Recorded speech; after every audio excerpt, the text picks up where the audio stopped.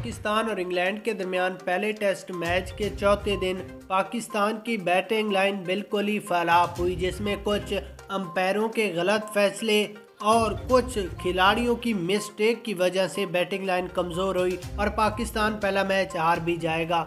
यहाँ पर आपको पहले 4 दिनों की मुकम्मल हाइलाइट्स दिखाते हैं। उससे पहले कमेंट सेक्शन में अपनी राय लाजमी देना। उसके बाद अगर यहाँ पर पहले टेस्ट मैच की बात करें तो पहले दिन इंग्लैंड ने 657 रन बनाए, जबकि पाकिस्तान ने 579 रन बनाए। उसके बाद इंग्लैंड ने 264 रन बनाए 7 विकेटों के नुकसान पर। और आज का दिन पाकिस्तान की बैटिंग लाइन है। बैटिंग लाइन की बात करें तो अब्दुल्ला शफीक ने 6 रन बनाए, अजहर अली ने 0 रन, जबकि कप्तान बाबर आजम सिर्फ 4 रन बनाकर पवेलियन की राह गए।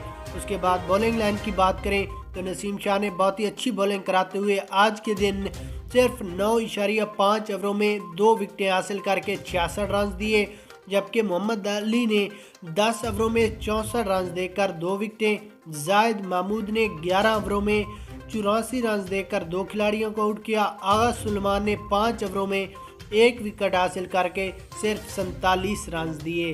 क्या पाकिस्तान इंग्लैंड मैच आपको दिलचस्प लगा या नहीं लगा?